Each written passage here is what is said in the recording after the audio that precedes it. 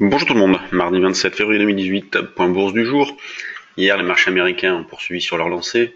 Le Dow Jones a terminé en hausse de 1,58%, le S&P 500 1,18 et le Nasdaq 1,15. Le CAC, lui, est revenu chercher la zone des 5350, zone qu'on évoquait depuis un certain temps, et notamment depuis le contre-pied de jeudi. On tend vers un biais neutre, on peut éventuellement travailler les deux sens, même si nous, on continue notamment de privilégier la vente, mais pourquoi pas tenter des petits achats dans cette zone pour jouer un double appui avec hier après-midi à 16h36. Déjà hier, dans notre salle des marchés, on avait tenté le petit rebond, considérant que le marché restait plutôt bien orienté pour la journée, donc on avait tenté un petit rebond, et donc si on revenait chercher cette zone-là de 5325,30, un rebond peut être tenté, et une vente aussi sur rebond dans cette zone-là, 5370 jusqu'à 5390.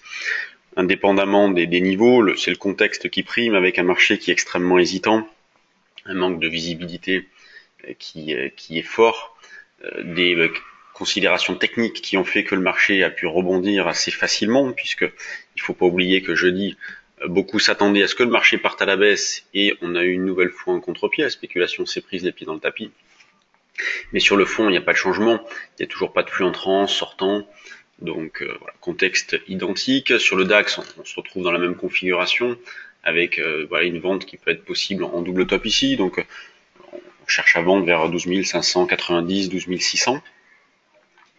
L'eurodoll s'est rapproché donc de la zone des 1,2210 qu'on évoquait depuis un certain temps, mais est resté au-dessus, donc on va prendre un petit peu de recul, je vais vous mettre en journalier l'euro-dollar. Et après le double top, on pouvait s'attendre à ce que l'eurodoll revienne chercher cette zone-là pour faire un double appui. Il en a décidé autrement, il a tenu au-dessus, d'ailleurs on a pu acheter notamment hier sur un 22,83. Donc on peut recommencer aujourd'hui, un 22,83, un 22,63, ce sont des niveaux d'achat. Actuellement l'eurodoll est à 1,2337. Mais l'information donnée par cette petite stabilisation, c'est que soit le marché rebondit, mais si jamais il revient en arrière, le 1,2210 perd de son intérêt puisqu'on aurait eu une accumulation juste au-dessus. Donc si on repartait à la baisse, c'est vrai que le 1,2210 ce serait moins fort. Mais on continue à travailler principalement à l'achat. On essaie toujours de privilégier la recherche d'écart. C'est toujours pareil, il n'y a pas de changement dans notre approche des marchés en ce moment.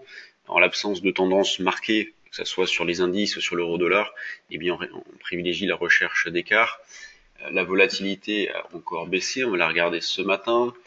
Donc ce matin, on est à... Tac, on va prendre le 5350 échéance mars, et on est à 12,8 de volatilité. Donc elle a beaucoup baissé. Des petits paris directionnels avec des achats d'options peuvent être tentés, ça coûte pas bien cher, des achats de call, des achats de put, on peut même envisager monter des puts synthétiques sur les niveaux de prix actuels. Quand on regarde du côté des actions, alors ce matin on a eu Safran qui a publié ses chiffres, donc supérieur au consensus, dividende de 1,60, perspective donc Safran annonce un programme de rachat d'actions de 2,3 milliards d'euros en 2018.